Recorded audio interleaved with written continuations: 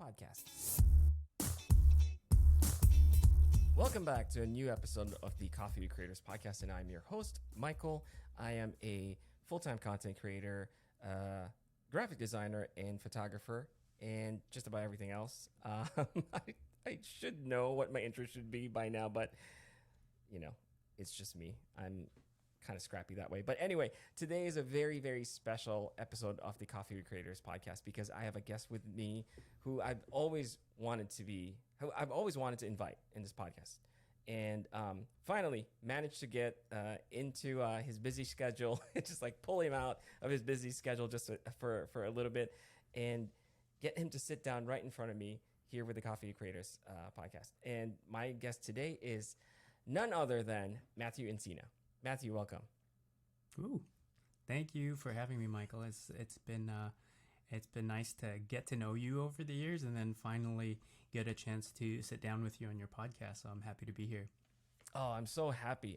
So just for a little bit of context, Matthew and I met back in 2019 during Adobe Max, and that was kind of by accident. I've been following you since prior to that, and I think I posted something on Instagram, or you posted something on Instagram, and we both found out basically that we were both in the convention, and we said, "Hey, I'll be in this hall, or I'll be at the after party." Not after party. Was it after party? I can't remember. Yeah, it was the after party. We just bumped into each other there at the after party, from my recollection. So it wasn't even planned. We knew we were both there, I believe, and then we literally bumped into each other like, oh, hey, yeah. You came up to me like, Matthew? And you're just making sure that the avatar matched the person in real life, and then we had a little convo there. But yeah, that was a great event.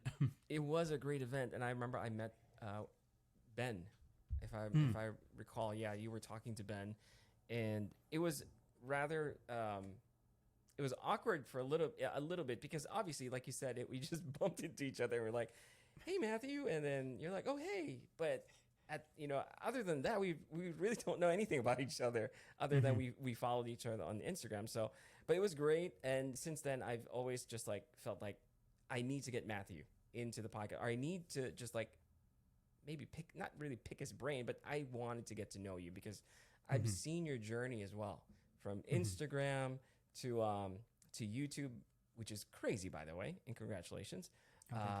It's just insane. It's insane. And I always hear or see or read your name pop up everywhere. It's like, oh, that's Matthew. That even on Reddit, it's so funny. It's like, I know that guy. It's like, I don't know him personally, but I've met him. So again, I want to say thank you for being on the podcast, and I'm sure all the listeners are excited to just hear your story. So I think we'll just start there.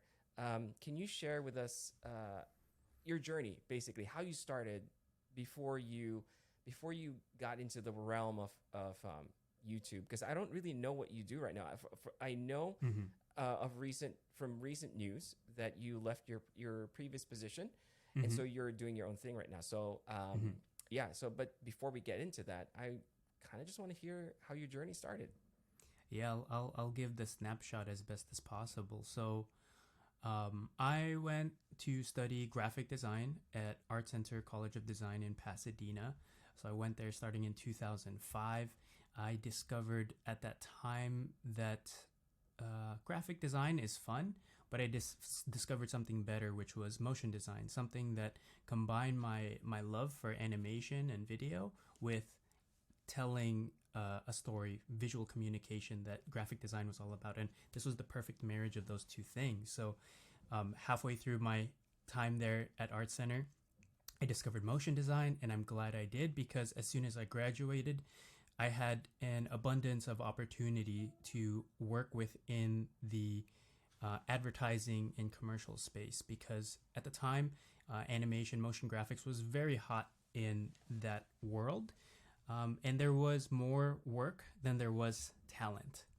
So, I went through that, and I spent a long time starting my own business in 2007, eventually closing that after the market crash in 2008, going to freelance. And I ended up freelancing around town here in LA, a little bit in San Diego as well. But then I ended up at Blind, which is owned by Chris Do, who was my teacher at Art Center. And he took me in. I freelanced there for a few years and eventually became a creative director. So I spent about 10 years working on TV commercials for clients like Xbox and PlayStation, did a music video for Coldplay. It was a fantastic, beautiful part of my life. And looking back, I'm so appreciative. So I can't, like, I don't even believe that that happened to me. It's almost like a dream. Like when you're doing the work, sometimes you kind of feel like, you know, this is the work. And I don't really take the time to celebrate in those moments. But looking back, I can certainly like give myself a cheers. Like, hey, good job, Matthew. Like, look what you accomplished. But moving forward, you know, I spent about 10 years there doing TV commercials, music videos. And about 5 years ago, Christo, he started The Future, which is a online content education company where he wanted to teach creatives basically everything in between. You've learned the hard skills of how to do the craft. What about everything else? About running the business, talking to clients, talking about money, all the soft skills, the things that we didn't learn in school. And so he was very generous in sharing all of his experiences as an instructor at a private institute, as a business owner of over 20 years. And he just turned the camera on himself and started sharing. And then one by one, he started bringing people over from Blind over to The Future and then creating content there. So yeah, about 5 years ago, he plucked me out of that group and said, hey, I want you to teach something on camera on YouTube. And my reaction at that time was, one, why me? Nobody's here to watch me. Everybody's here to watch you. This is not my show. I don't have anything to teach. There's nothing special about me. And plus, I have a little bit of bias against YouTube. Isn't that just where all the silly cat videos are at? Like, I don't understand YouTube, that world. Mm-hmm. Eventually, he got me in there. He's been my mentor for a long time, and he's usually right about these things. So I did my first video on the Future channel, and it did really well. I got really good feedback. And then at that point, that was an unlock moment for me. I realized how much I've taken for granted all of the skills I've developed over the years, my experience, and how valuable that is to other people. So that really started my journey in terms of creating content, in terms of teaching other people. And for the next 5 years, I created dozens of videos on the Future channel. And was able to stop doing all the client work at Blind. Eventually in 2019, we stopped doing client work and we focused 100% on creating content at the Future because it was so much more fulfilling. It was such an interesting new space for all of us. And for me, it was just a way to develop new skills, being able to speak on camera, being able to articulate my thoughts better, and being able to take something that might be interesting to me and shape it in a way that might be interesting to others, educational for others. And so that was great training. And then in 2019, at the beginning of 2019, I decided, you know what, maybe I should make my own YouTube channel. And it was mostly just for fun because I had acquired all these skills over 15 years of doing creative work. And I was like, you know, I kind of want to start doing stuff on my own. I don't know what it's going to be. It's just mostly a hobby. And at the time, I wanted to remodel my home office. And this was, again, at the beginning of 2019. So I documented the process because I watched all these cool videos online that inspired me. People like Becky and Chris and David Zhang. And I watched all these people and I was like, wow, these are all beautiful. But that's kind of like where it ended. There wasn't much content beyond that. There weren't many other things out there. And I'm like, you know what? I feel like I could have a voice in this space. There's some white space for me as a content creator. And I am very obsessed with this at the moment because when I choose to do something, I can only focus on that thing. I put some shutters on and it's like I go full immersion. So at the time, I wanted to redesign my office and kind of spec it out for me. So I was watching tons of videos. I was reading tons of pieces of content online, looking at all kinds of things on Pinterest and like pulling pieces here and there and crafting and designing a space for me. taking all my knowledge as a designer over the years and applying that to a physical space. All the same, while I was documenting the process, I didn't really know what it was going to be. And then, I ended up putting together a video and releasing it at the beginning of 2019. And it did really well, surprisingly well, better than a lot of the videos that I had been producing prior at the Future, which is crazy because all that stuff was value packed. It's like, this is how it's going to help your career, maybe earn more money. And like, I'm sharing gems that you probably wouldn't hear behind closed doors. And then I'm making this video about me remodeling my office, and it turns out that people were very interested in it. And I think in the first 3 or 4 months, it already hit 1 million views. And I thought that this was just insane. And ever since then, like, that channel's been growing. I've been experimenting, doing little videos here and there. And it took me to February 2020, where I realized that was really fun to be creating content on my own. Everything that I've done around that has generated so many new opportunities, both in new projects to tackle as well as just revenue and income for me. So much so that I had to leave my job because it's like I this was something that happened to me in early 2020, where I was kind of just reflecting on my life, as I think many people were during that year. I was like, what do I want to do next? I don't know. Like, I've been doing this for a long time. Let me do this logically. So I looked at all the possible kind of forks in the road. It's like, stay with the Future, go work for another company, go on my own.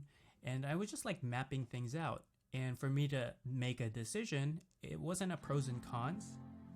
That's my old 16-inch MacBook for starting, of course. It wasn't a pros and cons list. It was just I created ways to measure how to make my decision. So I believe there was like time and autonomy, creative freedom, like what's going to give me the most creative freedom and development, income, revenue. And there might have been something else, maybe potential growth. So I scored each of those possible forks in the road, 1 out of 5 in each category. And the one that scored the highest was going on my own. And then right behind that, like literally 2 points behind that, was staying at the Future. So they were very neck and neck. And this was at the beginning of 2020. And then I said, you know what? The thing is, like, I would like to go on my own, but I have not hit these revenue goals. Like, I needed to make a certain amount for this to make sense. So, I went through 2020 and I reached the end of the year and getting into 2021. And I looked at my books because I had to do my accounting for the year. And I realized that all of the side hustle stuff that I've been doing through YouTube and everything that's associated with that has generated just as much income for me as my full-time job.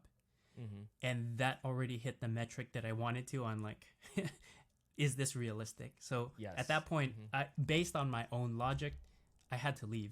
I could not stay there anymore. So that, February 2021, I put in my 2 weeks, which was more like 6 weeks because I didn't want to leave them high and dry. But I told Chris and I explained everything to him, what I was looking for and why I had to do this. And he's like, yeah, makes perfect logic sense. I would have done the same thing. And I'm surprised you didn't leave sooner, to be honest. Like, you were ready a long time ago. Yeah. But for me, I'm just like, I needed so much reassurance. I like to plan a little bit. I just like to feel reassured that if I'm going to take a leap, that there's going to be something safely there to catch me. And, the rest is like, I've just been exploring from that time till now, towards the end of 2021. So I'll pause there because that wasn't as short I was hoping it to be, but I just got into a train of thought and I had to go. That was wonderful. I really appreciate that. Actually, I just let you because I wanted to hear some more. So don't ever think that was boring or anything. That's really fascinating. So there's a couple of things that I do want to ask you, right? So you mentioned reassurance, and I think that's one of the things that a lot of creators struggle with, right? Myself included. And you don't have to be a freelancer. You don't even have to be a creator per se. I think people in general just want reassurance. And I was reminded, but this kind of just like hit me even more because just a few days ago I went to go see my doctor for my just usual checkup, and then I was asking him all these little things, right? Like, well, what's wrong with this? What's wrong with that? Like, I'm feeling this, I'm feeling that, and he's like, Is it still, are you feeling it right now? And I said, no. He kind of laughed and he's like, what we're looking for sometimes is reassurance. Mm-hmm. And he actually used that word. He's like, reassurance, but there's really nothing that we can do, right? We can only try to look out for it and try to basically be more mindful of what's happening Mm-hmm. and take notes, right? Understand what's going on. And if it becomes a problem, then you address it. So he's like, Mm-hmm. you're spending way too much time trying to find all these reassurances, which you'll never really get. So, talking about reassurance, Matthew, um, have you always been that type of person? Like, well, actually, from your story, and I know that's just a very shallow way of looking at the story that you shared, but it seems like you were so sure-footed with everything. Mm-hmm. You went to school, you studied this, you did everything the Matthew Encina way, which is you study it, you write things down, you Mm-hmm. measure it, you try to quantify whatever it is that you can so that Mm-hmm. you can make a better or informed decision. But Yes. when it comes to reassurance, like, is that something that you're always actively seeking, or do you also take maybe leaps of faith when it comes to some decisions? Yeah, I think this was made clear to me when I was working at the Future, because Chris is a risk taker. He's an innovator, and he will always jump before he knows everything, and he figures it out. He builds the parachute on the way down after he jumps out of the plane, and he's just so confident that way that he knows he will land safely. And even if he gets a little roughed up, he still will learn. And he had made the leap, and he's gone farther than he thought he was possible. So he's an innovator, and he pushes very hard. Working with somebody like Ben Burns, he's a lot more of a realist. Like, he's a planner. He likes to have systems and machines and like everything all kind of working, and take things slow, like one step at a time, and build things. Like, he builds machines and systems very fast, but he has a very methodical approach. I think more so than me. I believe I'm somewhere right between the two, because in every meeting, they would definitely be at odds on a lot of things that we would discuss at the company. Like, Chris is really pushing, and Ben's like, well, we should have this prepared. And I was always right there in the middle, sometimes as the mediator, but mostly just because I understood both of them.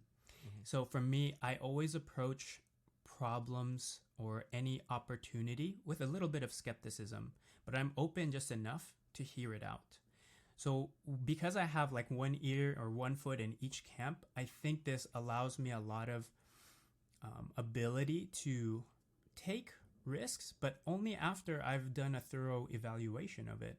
Like, I'm happy to Mm-hmm. take risk. I'm happy once I have done a little bit of research on something. I feel very confident in taking that next step. So for instance, like how I approach a lot of my YouTube videos or even my career, it's the same thing. It's like, I want to move in this direction. What is it like out in that direction?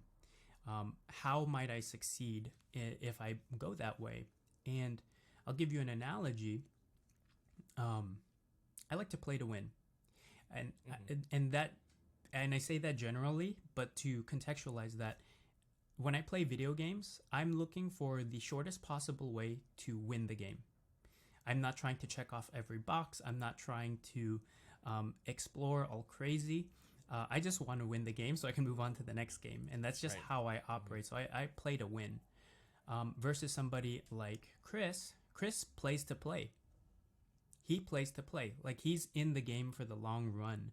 And I think he's already Mm-hmm. won many games in his life. So he's just in the game, and he knows that the game is that infinite game, right? There's no ending, and it just Yes. keeps going and going. So my mindset right now is play to win. So I approach a lot of things like that. So if I'm playing a video game, I might say, okay, I want to beat this boss.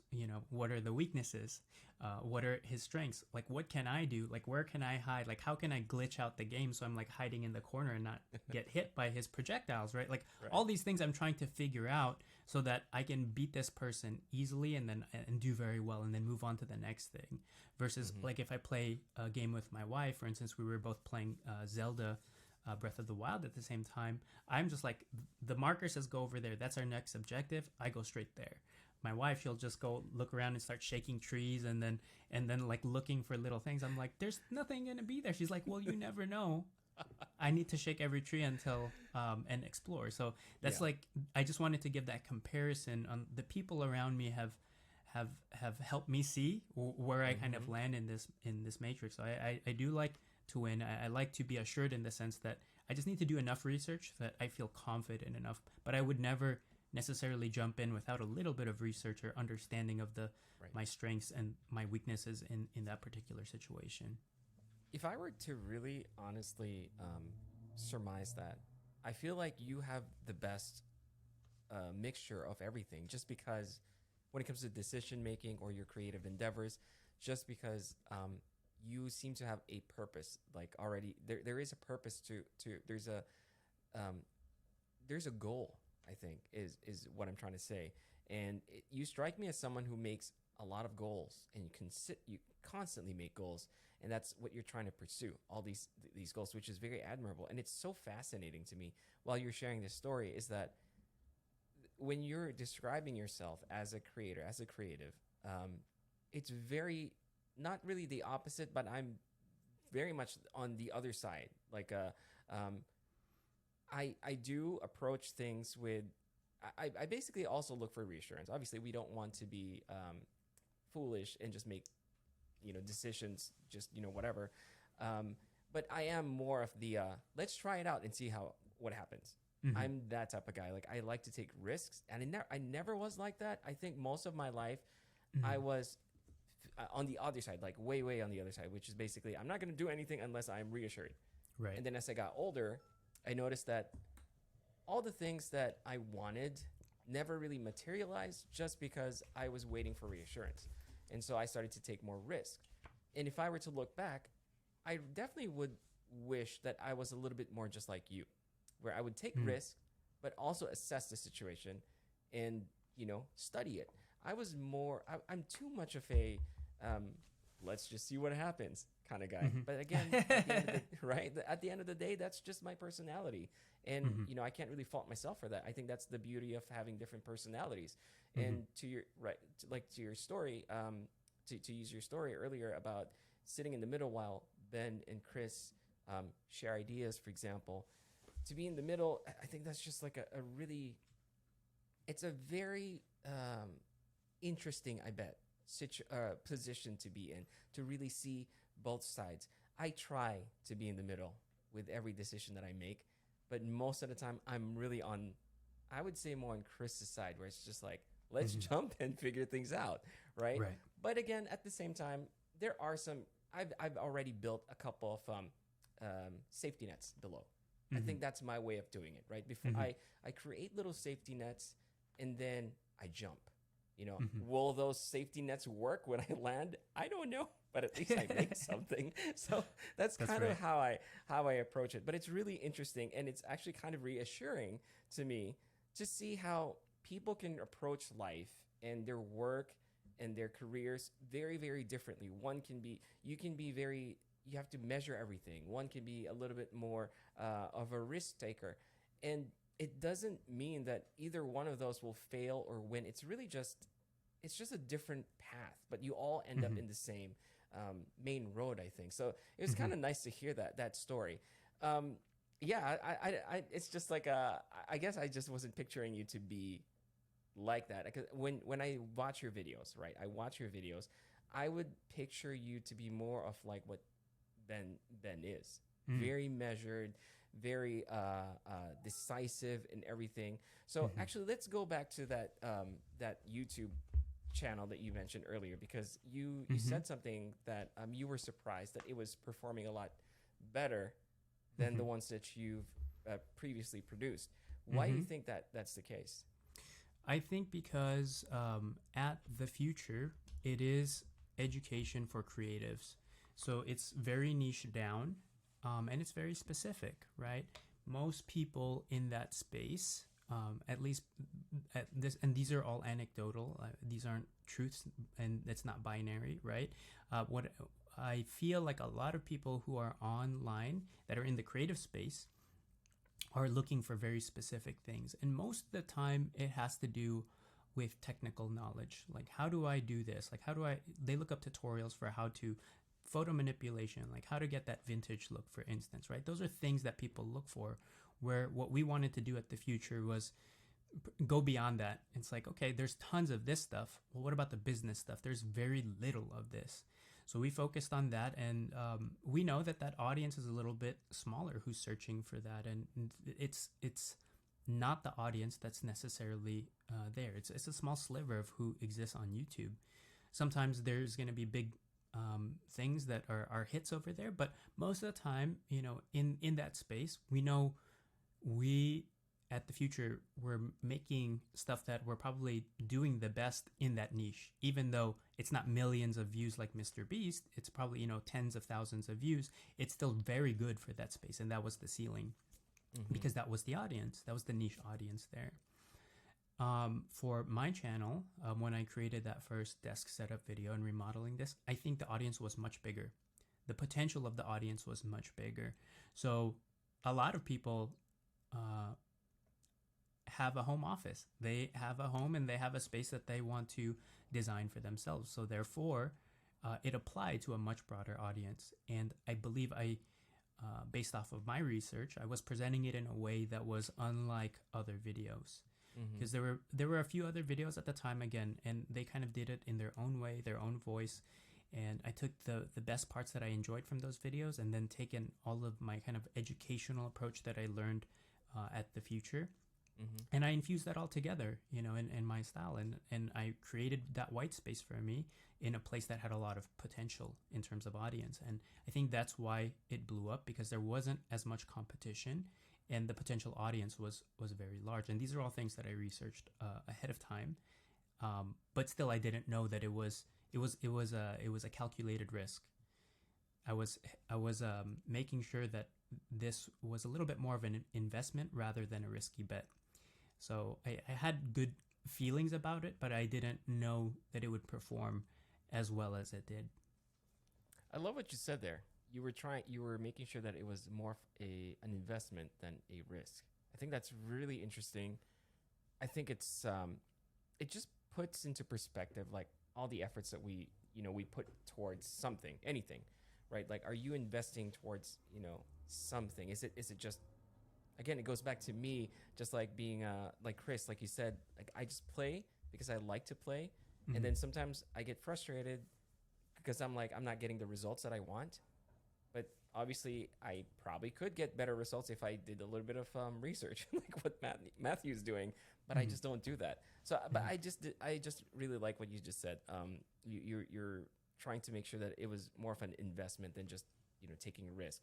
So do you really approach everything like that in life? Like, does it mainly just pertain to work or anything that you create? Like, or are you really just, is that your personality? You try to assess everything first and make sure that every decision that you make, whether big or small, that there is a purpose to it. Because it seems like that's what I'm getting from your personality. It's not a bad thing. I'm just really curious. I would say at the core of me, yes, I am very intentional about the things I choose to do. But I think a layer below that, the thing that's driving it all, is I am very curious. And I think that's something that's just been in me since I was very young. So I have a deep curiosity on how things work. And I'll give you examples. Like when I was a little kid, like my parents they bought me this like little toy car that had a little engine inside. And I was curious about how it worked. So, after playing with it, maybe no longer than a week or so, it's like this whole car set. I went to the garage. I went to my dad's toolbox. I shouldn't have that access to this. And I got a hammer and I started like breaking it and like taking it apart because I wanted to look at the engine inside, like what was making this thing work. Like I was so fascinated by that. And I ended up spending many more weeks just playing with the engine than I was with the actual car. I don't know if my dad ever found out that I broke the toy, but like that's one example of my young curiosity. How that manifests now is that, oh, that's my dog Chewy. Oh, it's okay. It's okay. He sounds cute. How that manifests now is like when I see, for instance, like a successful YouTube video that I personally enjoy, it's like, wow, that was a great video. Why did I like that? How did they make me like that? And what are the things that they're doing that are triggering these feelings in me? I do this with food. When I go to a fancy restaurant and I have this incredible experience, it's like, wow, this bite was so delicious. Why did I like that? What's in it? What are the ingredients? Is it salty or is it sweet? Is it sour or is it spicy? What are all these combinations of things that are happening so that if I were to go home and recreate this sauce reduction, I might be able to accomplish that same thing next time I'm going to cook pork, for instance, and I need an interesting drizzle on top. This is how I approach my whole life. I just can't not wonder how something works. And I think that applies to my work and just like everything else that is interesting to me in my life. So because I have that curiosity, I think that is the main driver as to why a lot of things on the surface look very intentional. It's because I just want to know how something works. And because once I understand how it works, then I might be able to see myself in having some success there. And the other part of this is just having great role models and a great environment. So because I have this curiosity, I've had a great environment growing up for helping me to see possibilities. Because I wasn't always the most confident kid. But you know, my mom, she's very bold, right? And she's a go-getter. Having somebody like Chris in my life, who's just like play to play, and like he takes all these risks, and then I watch him succeed, you know, creating this YouTube channel and a platform around it. It's like, wow, these are possibilities for me that I could now see. Somebody else had to do it first, but realizing that somebody that I know within my circle can do this, why not me? And guess what? I've been so curious. I know how everything works. Of course, I'm ready to do this. So I will go take that step. So I think those are the things that have influenced me both as a like core driver in my personality and as well as my environment and things that have helped me see possibilities in my own life that makes everything look on the surface of what I do is like, this guy's very intentional and this guy cannot fail, you know? Those are things that also bite me in the butt, but I think those are the things that kind of help me move in these directions and achieve the success that I've been fortunate to have. You know what's funny is that when you said that you were just genuinely curious, that kind of explained everything to me. I'm like, oh, you know what? That is true. Like it's almost like just having the curiosity of a child, right? Like even when you were a little kid, having that genuine curiosity will make you into that, will mold you into that type of person. The person who just could not stop wondering about how things work. And I think that's such an awesome trait. I wish I had the patience. I'm a genuinely curious guy, like super curious. But the problem is I don't have the patience to learn everything. So it's almost like if I were to compare myself to you, I'd be like, gee, I wonder how that works. Hey, Matthew, can you smash this car up so I can see how it works? I'm not going to do it myself. You know what I mean? It's not, right. That's just not the type of person that I am. But for you, it really serves you well because you've brought that into your work, your career, and just how you approach life. And you're right. It does kind of give you that, or give people the impression. I don't know if that's something that you favor or not. You mentioned that it kind of bites you in the butt every now and then. But yeah, people start to think that Matthew's an expert in everything because everything's intentional, everything's planned out. How do you feel about that, though? Do you like, maybe not, I shouldn't probably ask if you like it or not, but just how do you feel about that? If I were to try to describe you, that's kind of how I would describe you. From what I've seen on on what you've created on YouTube or on Instagram, it seems like everything is very much calculated. Everything is very much planned out. Does that strike you as something? Do you listen to something like that and say, that's not really me? Or, yeah, that's pretty much who I am. Right. Well, there's a saying in terms of branding, right? It's not what you say it is, it's what they say it is. So because I've worked in the creative space for a while, I understand that with branding, you can influence what people think based off of what you put out there, but how they perceive you is who you are to them. And just understanding that there is that layer of how they see you, whether you accept that as the truth or not, like that is the perception. And I'm not necessarily bothered by that because I've been described these ways, and I also embrace these things where it's like intentional, meticulous, curious. Like these are things that are always in my head in terms of how I see myself and how others see me. And I also study that, right? Like, why do they think these things of me? And I can totally understand if I'm putting things out there where everything seems perfectly curated or thought out. It's like, wow, I guess I am an intentional person, but I wouldn't have described myself that way before. But, people are always amazed, like, wow, you really thought that through. But I'm just, this has been going on in my head forever since I was a little kid. And it's just like, no, I'm just making visible my thought process. I'm just being able to articulate it to you. It's like, I have a goal, there's a challenge in the way. These are the steps that I took in order to accomplish that, and here's the result. Right? I just think like a designer, right? And this is a lot of my training. And it's like, I just think this way. So it seems very intentional, and maybe it is. And I'm not necessarily bothered by that. But I've just illuminated my thoughts so other people can see it. How I feel about that is, I mentioned it kind of bites me in the butt sometimes, is I'm not perfect. I'm still human. And there are things that, I make mistakes, and I'm trying to also make sure that I share my mistakes as much as the accomplishments. So those are little things that I try to include in my content or things that I push out there. But I know the successes that are visible are definitely outweigh the mistakes, because I'm not the person where it's like I'm gonna cry on camera or show all my failures week to week. And there are people who do that and are incredibly vulnerable and are very much themselves. Like I am a lot more mindful about what I put out there, and it's like, do I really want this to be on the internet forever? Because there are challenges that I have that everybody faces. I'll give you an example. I made content on this on the future about expectations, where I was having a chat with my friend Melanie Whitney. And the whole thing that she brought to my visibility was that we have all these expectations growing up, culturally, like how you grew up or your profession. Oh, because you're a graphic designer, you must do this. Because you're a nurse, you must also be this. Because you're the oldest brother, you must be so responsible. Like all these expectations sometimes get slapped on top of you and you're not aware. And then you just operate life with those things, and that kind of dictates your feelings, your emotions, and then sometimes your actions.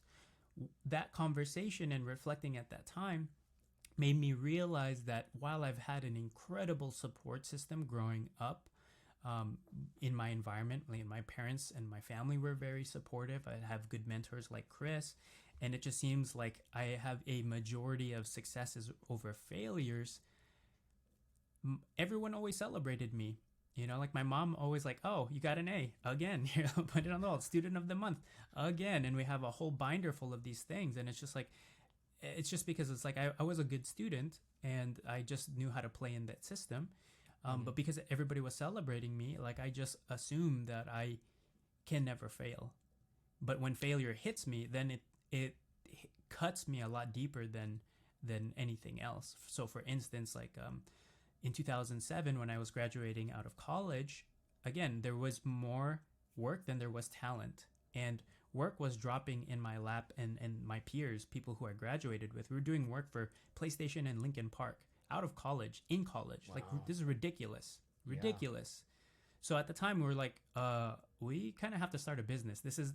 We have to do this. Like, it would be dumb if we did not answer this call. We can have our independence, and just being the naive kids we were, I was like, yeah, we're going to do rad work for rad clients and just work with our friends, like that's, I think everybody who starts a creative studio or business, they kind of assume those things. And it's the naivety, right? But, we went into that and it was a wonderful time until reality hit. The housing market crashed, and that rippled everywhere. All the advertising budgets scrunched up, all the wallets closed, and then all of a sudden we didn't have work, and we didn't know how to get new work. And that was a humbling moment. But that humbling moment, which was very good for me in my life, it left a very deep scar in me. It's like, ooh, I can't take risks. I probably shouldn't start a business. I'd just rather go freelance or go work for somebody else because they're taking all the risk.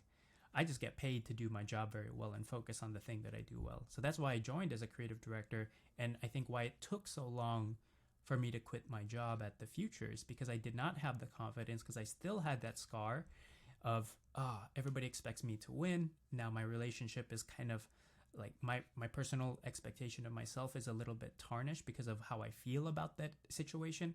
And I didn't have the confidence to become an entrepreneur or do things on my own until my logic brain clicked in and helped me realize, look how far you've come. You've already made the money that you said you needed to make. You have no more excuses, Matthew. It's time to go. And so that kind of kicked me out of that rut, helped me realize what that situation in my life was, that scar, and was just more of a reminder of, don't be foolish. The world can humble you. Just make sure you make better decisions. Don't go into things so naively. And right. I think that also helped double down there's the curiosity and then wanting that reassurance that we talked about earlier. Mm-hmm.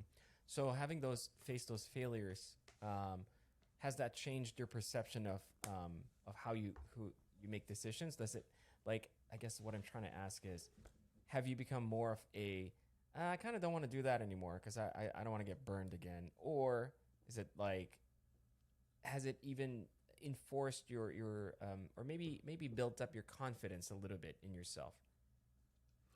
Yeah, I'm going to try and process that a little bit. I think those failures in my life, it's just given me more reflection points. It's taught me what not to do and what I could do better. So just being able to reflect is a lesson in itself, right? So learning all the things that I didn't know back then, like running my business, we didn't do any biz dev really. We put a portfolio out and thought people were going to call our phone and that didn't work, right? It's no, you actually have to go out and drum up business. Yes. You actually have to talk to people. You have to grow your network, and you constantly have to be feeding that machine. Mm-hmm. And then I learned actually how to do that working at Blind and the Future with Chris, because he taught me how to do that firsthand. We had a coach, Kira McLaren, who sat down with all of us and just really, I witnessed it. I got to study. I had a gap in my life after my business, and I got to witness the right way to do it through working there under the wing of other people. And that helped me a lot to fill in that gap. And so there are many instances like that where the failures in my life just help me realize my gaps that I need to fill.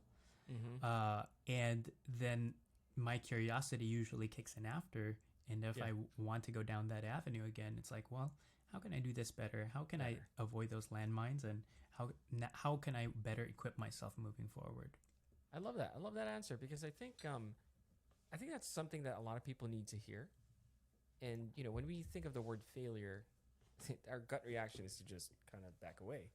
And that's normal, right? But it seems like you've turned that around and used failure as literally just as lessons, right? Okay, kind of like in a game, right? You jump into a fake floor and it opens up and you're like, okay, well, I guess I'm not going to jump there again. You know what I mean? Exactly. Right? So it seems like that approach, that kind of looking at it from a perspective with a little bit less emotion can be very, very empowering, I feel like. Because the way you explained it, to me, it just seems like, hey, here are the facts, right? I failed before. What can I do in the future that will prevent that from happening again? And so if you look at it that way, it's not as scary anymore.